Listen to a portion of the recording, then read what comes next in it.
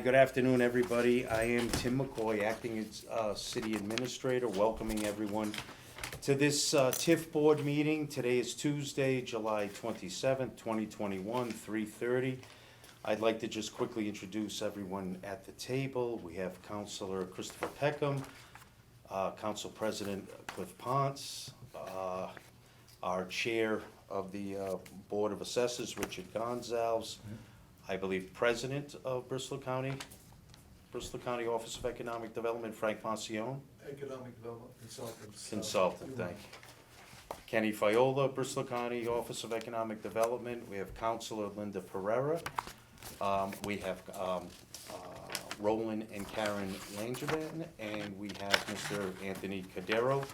At this point, I'd like to make a motion to nominate Linda Pereira to chair this particular TIF meeting for the purpose of today's meeting, since as City Administrator, this is the first TIF Board meeting So that I've moved. attended. Could I get a second? Can I get a roll call vote? Councilor Peckham? Yes. Councilor Pont? Yes. Mr. Gonzalez? Yes. Mr. Marcione? Yes. And Tim McCoy's Linda Pereira?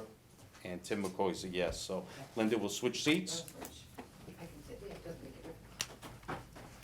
And thank you all for your patience.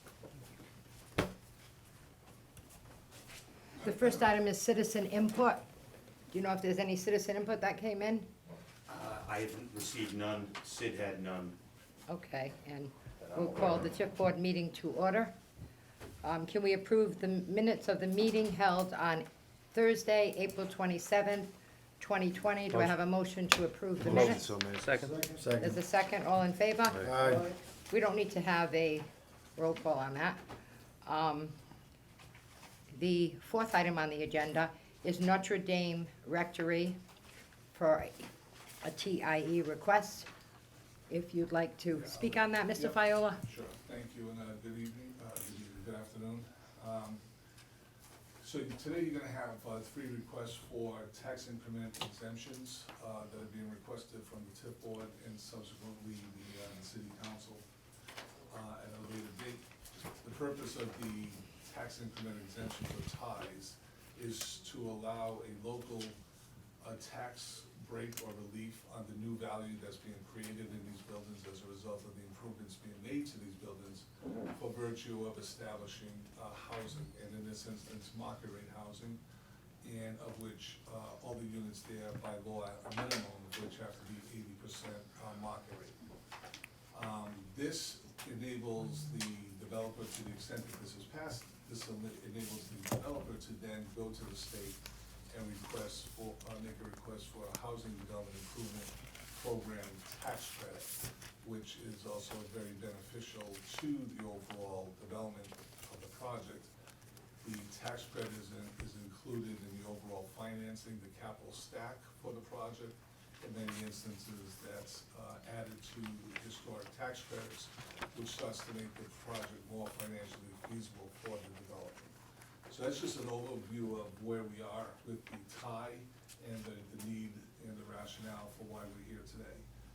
Specifically with the first application before you, this application is for 529 Eastern Avenue LLC. And they intend to utilize the HDIP program offered through the HCD to create 14 residential housing units at the property located at 529 Eastern Avenue. As you may recall, this is the old Notre Dame Rectory that's been vacated and disrepair for a number of years. This project here will be breathing new life into that facility by incorporating housing as its primary use and its actual only use, and will also be including the subsequent areas around there as a result of the investment that's being made in there. So when you look at this project, there's a rendering here of the front of the building, and you can see some additional renderings as it pertains to the actual proposed build-out. You can hold those up so we can start seeing them. The building's going to be completely rehabbed. So this is going to take, like I said, an underperforming building, rehabilitate it so that it becomes a productive use, within the community. And it also is gonna bring a building back onto the tax rolls, because this building has historically been part of the church, and it was tax exempt. It was bought by a developer earlier this year, and then it was subsequently sold to the Langevins.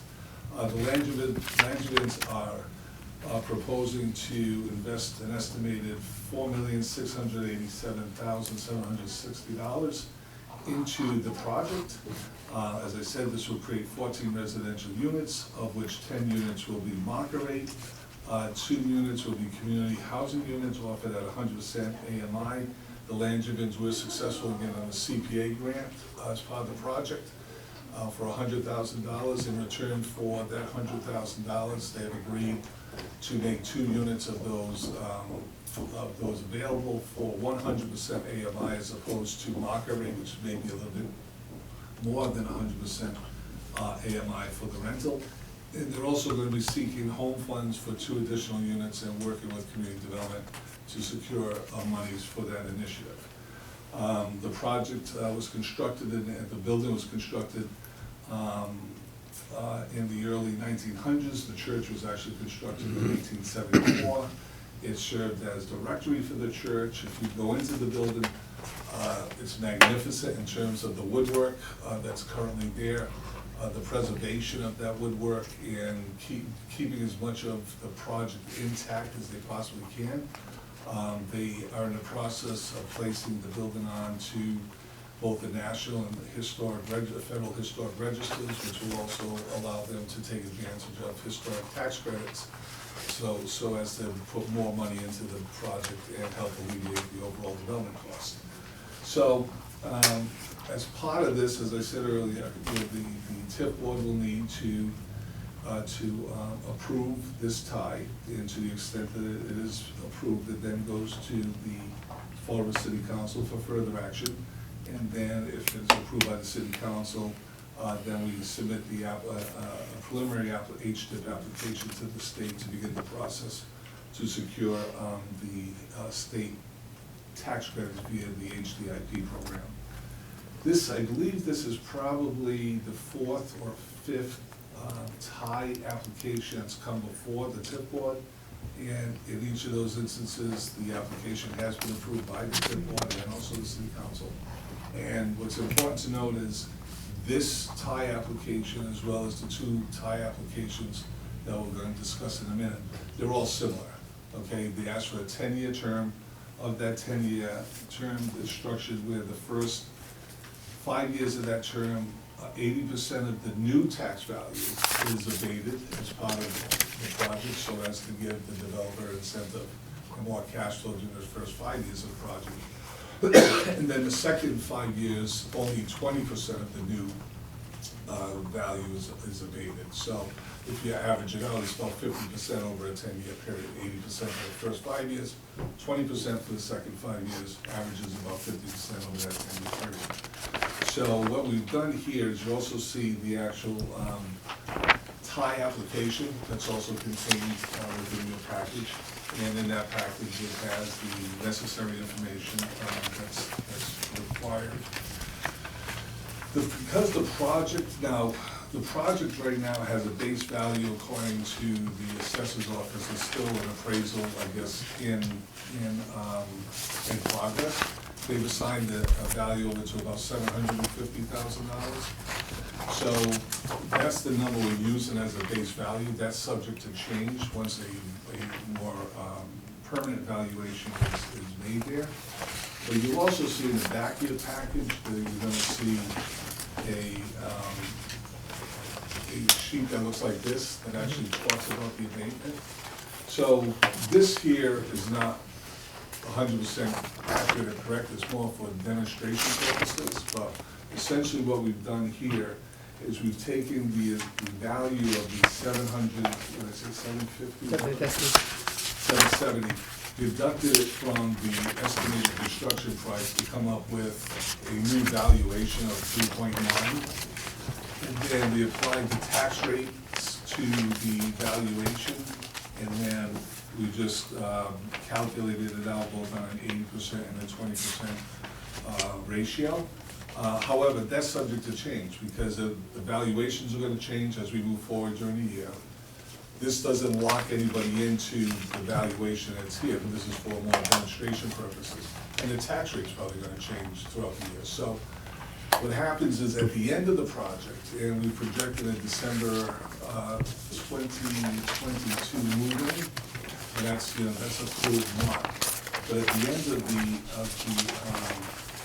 the process, what happens is, under Exhibit 4 in the package, the last page, there's a tie confirmation of calculations. That's when the city assessor gets together with the mayor, and then they determine what the actual values of the property and how the valuation applies to the schedule that had been previously approved. So this number is demonstrative as opposed to being, something that's locked in stone.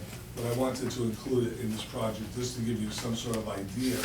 If we were doing this today, and we were starting this in fiscal year '24, and the tax rate was still similar, and the number of the increment assessed value is correct, that first year, you'd see that they would exempted from property taxes would be 43,524, and then they'd be actually paying 10,881.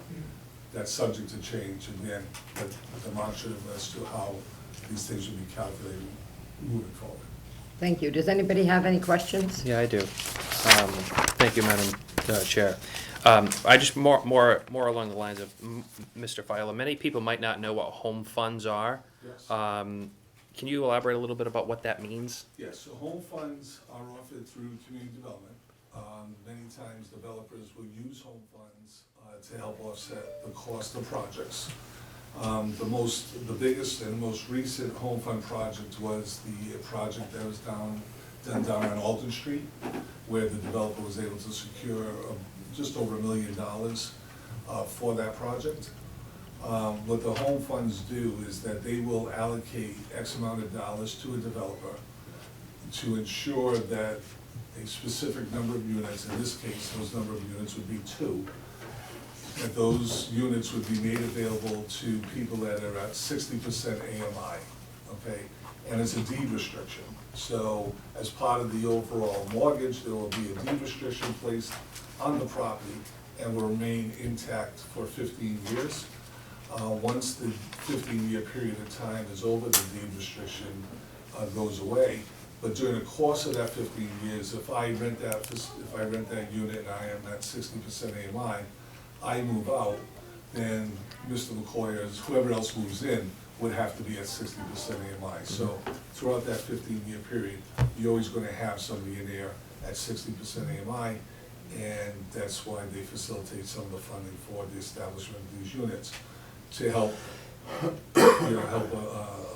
accommodate those people that may not be eligible for market rate units. Yeah. But the actual units themselves, there's no differentiation. It's not like you're in a much smaller unit because you're in a 60% AMI unit.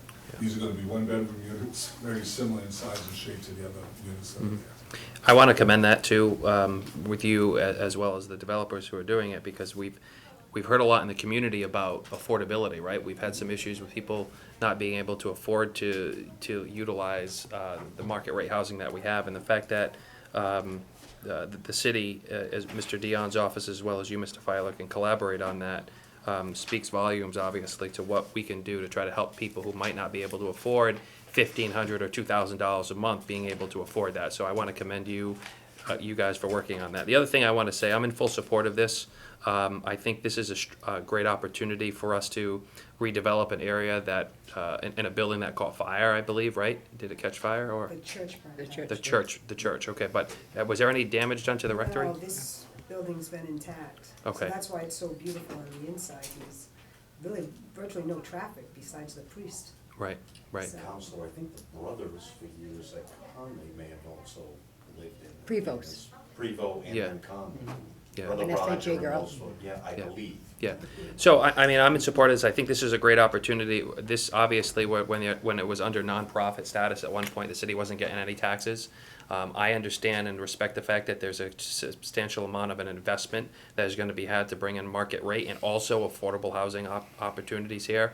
Is there any appetite to eventually move this to condo developments, or is it strictly going to be residential apartments? So far residential. So far residential, okay. We have Okay. other property in the city, so we like the apartments. Yeah. We like having apartments in the And I know city. you do, and obviously you've already bought it, you've already sunk a considerable amount of money into it. How's the parking over there, though? They received a variance for the parking, I believe it's 1-to-1 parking, or a little over 1-to-1. It's more than that. It's 20 like there's 20-some parking so- spots. So this will be what it, you Yep. know, So there's ample, I just want to know yeah, if there's there's ample. plenty off-street parking. The nice thing too is Joseph Street. Yep, There's no houses on Joseph Street, so there's all that, additional parking, which Mm-hmm. doesn't even get used now because nobody lives over there. does the city have to upgrade the infrastructure to the surrounding buildings, water, sewer? Is there adequate water, sewer usage going into this facility? It was done when we bought it. I think we might have to upgrade some of it, bring maybe some, like a new water line. The engineers are checking like the drainage to make sure that's adequate drainage. But we're responsible for any water runoff on the property or anything like that in the design of the site plan. Okay, well, I'll just conclude by saying I look forward to seeing where this goes. I think it's a great opportunity for that center part of the city.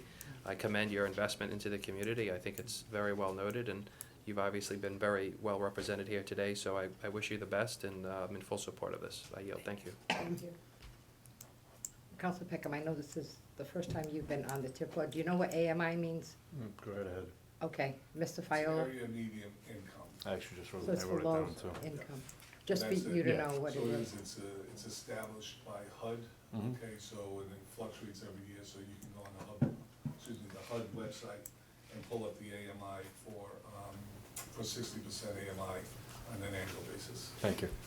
Mr. Faya, who initiates the clawback on these home funds? Is it the city, the state? The clawback, Yeah. so it would be probably a combination of both, okay? So what happens is at the end of the project, they have to go through a certification process in order to secure their federal tax credits as well as their state tax credits. Their independent certification process is usually done by an accounting firm, and then they help identify the qualified expenditures and what's eligible for tax credit purposes. On the CDA side, the local, like beyond CDA, the local community development agency will be responsible for the annual monitoring of making sure that 2 units are available to those 60% AMI individuals, and they will have to report to CDA. In the event that they fail to do that, then CDA would probably, as part of their loan documentation, or their grant documentation, would have a clawback provision in there. Anybody else? I would just like to comment that I have been in that building. That was my neighborhood, and Prevost was still there, and so the priests oftentimes would let the kids in for stuff. The woodwork in that building is absolutely incredible, and I'm glad that the Preservation Society and the Historic Society are also working in conjunction, know what's going on, because sometimes they feel that as partners in the city, they're left out. So I commend you on that, and I have no problem supporting this. Is there a motion on the floor? Motion to accept the tie? Is there a second? Second. All those in favor? Aye. Anyone opposed? I must abstain, Okay, recuse myself.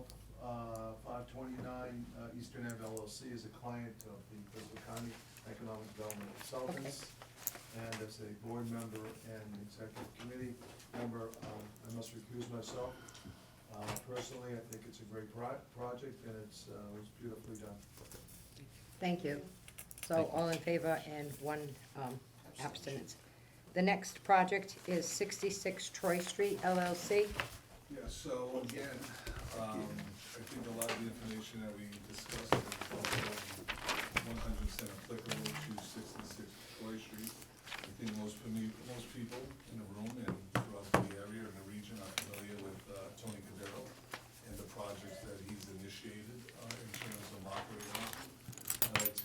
to Tony as a front runner and a pioneer to actually believe that there was market demand for market rate housing.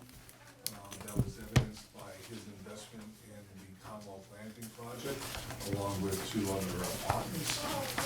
That project itself has been wildly successful. It served as a model for further development within the community. It's acted as a springboard, I think, for the development of the old LB File Mill on Alden Street, which was 100% mockery. It's also a springboard for the other mill mill conversion that's taking place on Globe Mills Avenue across from the Cuss. And he's also, as a result of his investment, is giving people some comfort level as they move forward with putting these types of units online. In addition to the Commonwealth Landing units, Mr. Cordero has recently undertaken 2 additional market rate units. One would be the Ben and Nate building in the downtown Wallstar, Ben and Nate, which is located on the corner of Troy and Pleasant Street. That was 20 units that were market rate and that are all full, and there's a waiting list for those units, as well as units on Commonwealth Landing. And then secondly, his additional parking was at 33rd Street, which is right across from Government Center here in the post office, where there are 18 units, and all those are full, and there's a waiting list there. So in many instances, Mr. Cordero has been a one-man housing revitalization engine in putting his money towards these projects. They are not insignificant from a financial standpoint. And now Mr. Cordero is coming forward with 2 additional proposed projects. The first one is 66 Troy Street. And you can see within your package, if you scroll through it, there's a little map that sort of shows us a color that looks like this stuff. And you can see where he has those proposed, where 66 Troy Street is. It actually abuts the Ben and Nate building, which is located on Pleasant and Troy, so this will be an abutting building to the Ben and Nate building. Mr. Cordero is proposing to construct 27 residential units at this location. He's projected his estimated cost to be just over $6.7 million to accommodate this. And then once again, we are asking that the committee move forward with the approval of a tie application that we can take to the city council for further discussion and hope approval. And then once we secure that, we can submit it to the state and begin the HDIP project for tax credits from the state. Again, this project is in the process of being placed on a historic register, which will allow Mr. Cordero to take advantage of federal and historic tax credits for this purpose. And at the end of the day, we'll have 27 units of market rate housing in this location, further substantiating investment in the census tract, which has a poverty rate of 47%. It's one of the most impoverished census tracts in the state, in the city. So Mr. Cordero's investment of millions of dollars within the census tract not only improves the census tract, but also brings in people with disposable income to frequent, the restaurants and other entities throughout the city, as well in the immediate area. So I'll be happy to answer any questions at this project. I'm sure Mr. Cordero can fill in some of the blanks if questions do arise. But once again, this project here, I think, merits approval by the TIF board, and so we can bring it to the next step and hopefully secure some of these much needed TIF credits. I just want to make sure everybody understands. Without the tax credits, both the state and federal historic tax credits, and without the HDIP tax credits, these programs will not move forward. Okay, you got to take the edge, the financial edge off the cost of these projects by virtue of these tax credits and the HDIP tax credit. Without that, and without this program, you have vacant buildings or buildings that are underperforming and being underutilized. So even though the city is making a modest investment here, and again, once again, if we went according to the demonstrative a plan in the back of the application, you can see that you'd be paying $400,000 in taxes over the next 4 years on the incremental new value, but you'd also be saving $400,000. The difference between this project and the previous project is obviously the amount of investment is significantly higher. That's why there's a higher payment of taxes as well as a higher tax savings. So be happy to answer any questions. Does anyone have any questions? I'll make a comment that sometimes it's difficult for us to explain to the public as city officials of why somebody is getting a tax credit. They think, it's because it's this person or that person. And it's not. Every single person who wants to come into Fall River to develop a building and take it and put it back on our tax rolls like you've done, like I know with the Lady Garment Workers Union, putting that back on the tax rolls, that's sitting there with no taxes coming in. And how many years has it been there? For example, I know that Ken mentioned the church was built in 1974. That was the new church. But the old church was there a lot longer. The ILGUA is a historic building because that was a building where the International Lady Garment Workers Union had a medical clinic. So many people went there. When I look at that building, I think of bringing my Vavo there and having her. So it means something to me. And I'm sure I'm not the only one. There are many people in Fall River, when this was a factory town, that all of our ancestors worked in the mill and went there, probably your own mom. So you have those experiences. To know that things like this are going on the historic tax, that they're historic and that we're looking for those credits, that's great. The last TIFs that we did, I went on when they went for the HDIP. I went on, it was a Zoom at the time. I went on to push for these holding companies to get that extra money too. Because if you're in business, people think, oh, you're in business, you're rich. You work really hard to be in business. I mean, the president of the council's in a business, a real estate, he works hard to do that. I don't have any problem with providing a TIF because then for years and years and years, we're gonna get taxes and every year the taxes go up and property values have gone up. But Mr. Gonzalez, I have a question. When we talk about what properties are valued at, et cetera, I know that the council didn't pass and I know that Patriots wants to come in, we're mandated by the state to do some work. Because that failed, is that gonna put us in an awkward position to be able to set the tax rate or? Not this year. But it'll be next year? Not So this it'll year. put us in an awkward position next year? It may. It may? It may. Okay. It may. I'd rather not discuss this here. Yeah. It's taking a little wind out Yeah. of the TIF on the tire. But I'm just wondering, like, what are the property values gonna go up or rates and Well, that's I- gonna change the numbers in the TIF that Mr. Fiola has? Possibility, possibility. I think you're looking at the market being anywhere right now 3 to 5% a year that it's gone up. Gone up. And remember one thing, our values, they represent a value as of 1/1/21, just utilizing 20 sales. We're not even looking at 21 sales. Right. So we're kind of like behind in the 8 ball. But what I want to bring out, which was not discussed, is that in these three projects, there's new growth that we're going to pick up. Correct. And one of the things is in the first year, the first 5 years, there'll be 20%. And then at some point, there'll be 80%. So when we start looking at a $4 million investment, that's a pretty fair amount of taxes we're going to be picking up in new growth. So it's a good project. There's no doubt about it. Thank you, Mr. you're Gonzalez. welcome. And I tell you, I listen to what you say 100%, Thank because you. you're the man when it comes to assessors.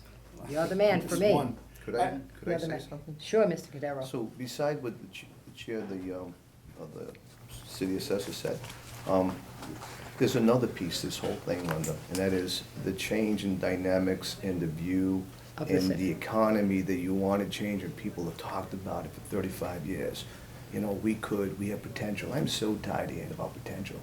You either do it or you don't do it. And Mr. Fiola's mentioned it a couple of times. part of this tie is to make sure that when the state comes along and offers you an HDIP, hopefully, that there's some giving of the city. The bigger piece, to be honest with you, is the HDIP, for me as a developer, right? I agree. Everything is, it helps in taking the sting out of doing these investments. You cannot, like, at my age now, right, I think, why am I doing another one? Well, I have a mission. My mission is to see if I can change what I want to do in the inner city of Fall River now.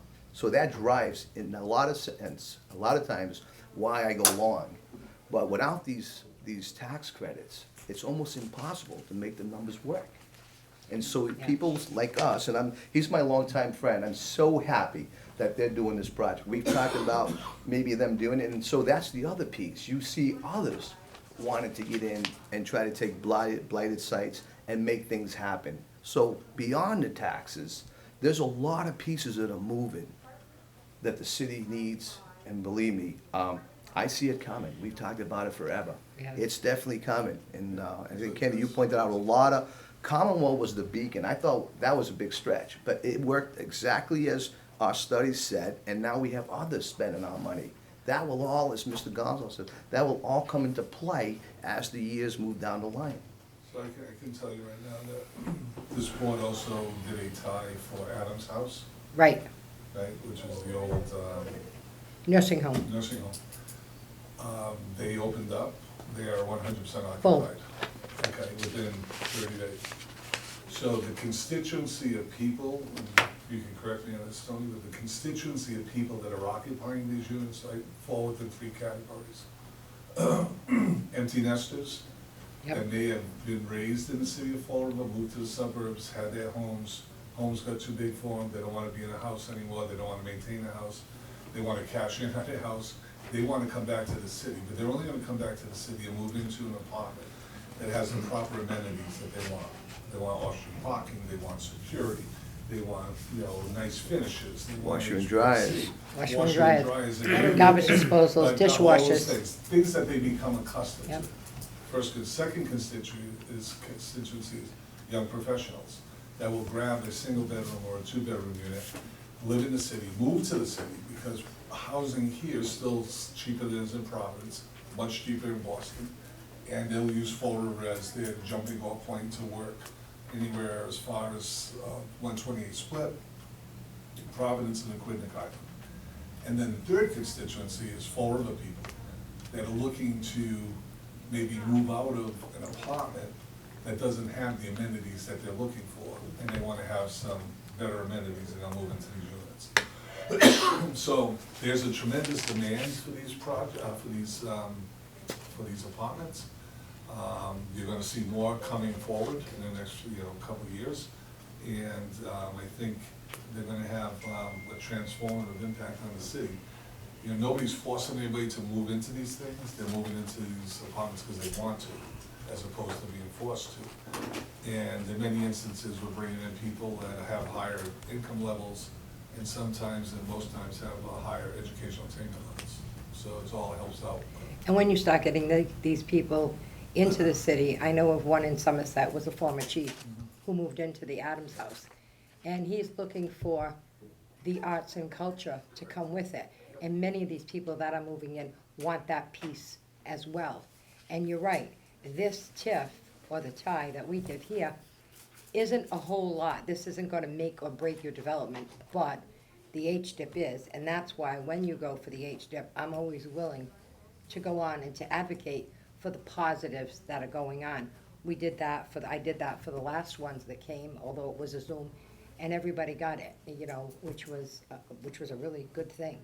And I think all of that needs to be explained. And also, you can't even go to the state unless you get this, which, if you don't get this, then we're not cutting off just what you're gonna pay in taxes. We're cutting off the boatload of money that you could get on the other end to secure these projects and to complete them. So, do you wanna go into 38 Third Street, or I think we should take we a can vote. take a vote on this Take a right vote. now? Mr. Jim, Mon- I was just going to make Sure. a comment, if I may, on your statement relative to, you started, a lot of lay people would think, who gets these tips? Right. Are they local people or whatnot? I think we need to understand that this meeting is occurring all over the state. Correct. This is not exclusive to Fall River or Bristol County, or, this is everywhere. And the Langenans and Mr. Cordero, as much as they love Fall River, when you put a deal together, it does come down to the financing and the economics of it.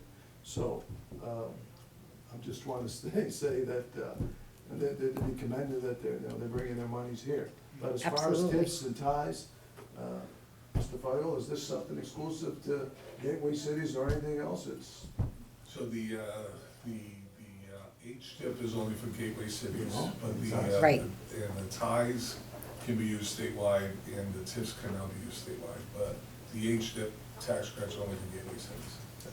thank you. Which is good, and anybody who feels that they could succeed and develop a project can meet with your office, can meet with people, and anybody has the same opportunity to come in and to get credits in from the city, from the state, to be able to help people who put their neck out there, really, it's a lot of work to develop something. I just developed a little tiny piece of property, and boy, I'll tell you, that just, it was a lot of work. But can I have and if there are any other questions? Actually, yes. Sure, Counselor Peckham. I do like these projects. I'm a history guy, so the revitalization of these properties is a fantastic thing. It's, in my opinion, with these two projects, better to see them done this way than have them turn into blighted properties that we have to deal with in other sections of the city. So with that being said, I'm looking at the tie itself, and it is gonna bring in a significant amount of tax money at the end. And right now, we're getting zero, as Council Ferrera said. Parking per unit for that location, one, okay. And that was approved when, Approved Ken? by the zoning board, probably earlier this A month spring. ago? Oh, yeah, earlier this spring. Okay, I appreciate it. Thank you. One per unit, not one. One, yeah. Yeah, one parking Okay. spot per unit. Just the camera's on, and sometimes people, Just- there's one, everybody else. Just a follow-up to Council Peckham's, if Bill Kenny was here, he'd be echoing in this. The one-to-ones, one-to-one parking ratios seem to be the new trend in parking, because everyone's predicting that in the future, there's gonna be a lot less automobile ownership, more autonomous vehicles, and more Uber utilization, everything else, so the need for multi-unit, cars are not gonna be there, even though it's a foreign concept to us all, but that's what everything's trending at. So you're seeing that occur across all of Massachusetts as well as the United States, reducing the amount of parking that's necessary because of anticipation of what the future parking requirements are gonna be. Any other questions, comments? Motion to approve the tie request for There a second? 66 Troy Street LLC. Second? Second? All in favor? Abstain. Abstain? And staying, Abstain? once again. We have two abstentions. Mr. McCoy, so noted. Yep. Thank you. Okay, the sixth item on the agenda is 38 Third Street, the ILGWU. Yep, so again, I won't go into everything that we discussed on the previous two projects, but everything I discussed earlier is pertinent to this project.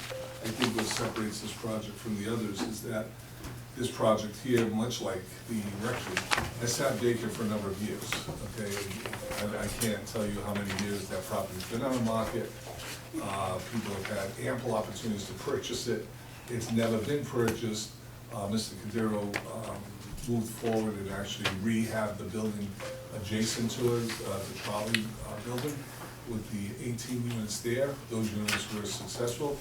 Now he's reaching out to revitalize the ILGWU building, which he's putting on a historic register, so he can take advantage of the historic tax credits. This project's only gonna consist of 15 units, so it's a little bit smaller than some of the other units. But once again, it's taking a blighted vacant property, transforming it for new use. He's estimated that his investment in there is gonna be about $3,749,000, and that he will, at the end of the day, be seeking the TIF as part of this application.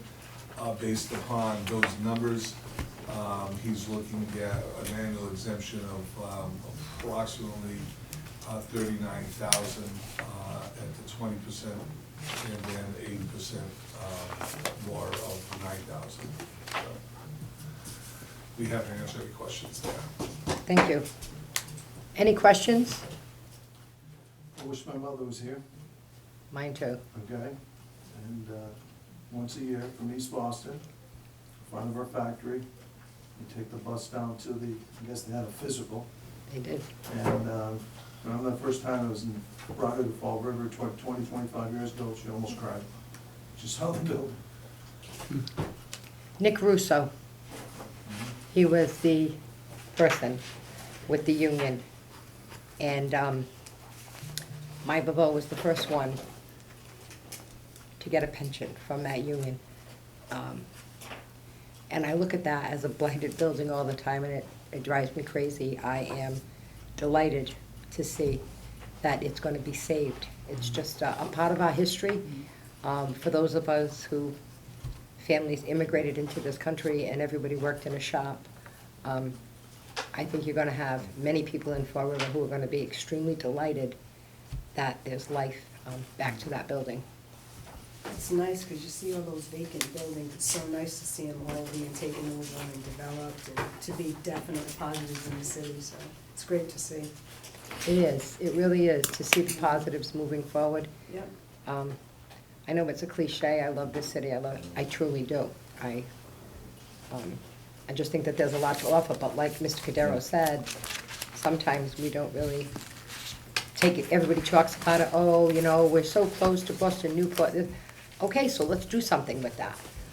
You know, let's make people want to come to Fall River like they did years ago with the Fall River line, and I don't know where along the way it went down, but we've got to push it back up, and the only way we can do that is together with people to join up and to do things. Mr. Cordero? I just want to say that building has, I've had more calls on the thought of that building coming to life than I did in probably in a long, long time with all the other buildings, like women calling me, offering me artifacts once we get going, showing the place to people that have worked there forever.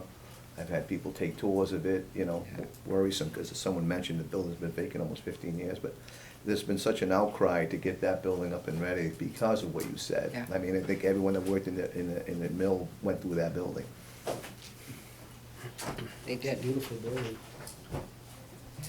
So on item number 6, is there a motion? I'd like to make a motion to approve the tie agreement for 38 Third Street. Motion to approve, is there a second? Second. Second. All those in favor? Aye. Abstain? Abstain, Council President abstain, and Mr. Malako abstain. Item number 7, any old business to speak of? No old business? Tony, your old business. I'm old. He's, very old. yeah, I'm old too. Any new business coming forward that we're aware of? No? Then I'll entertain a motion to adjourn. Motion so made. Second. There's a second, motion to adjourn made, and a second, all in favor? Aye. Thank you so much, Thank you. everyone.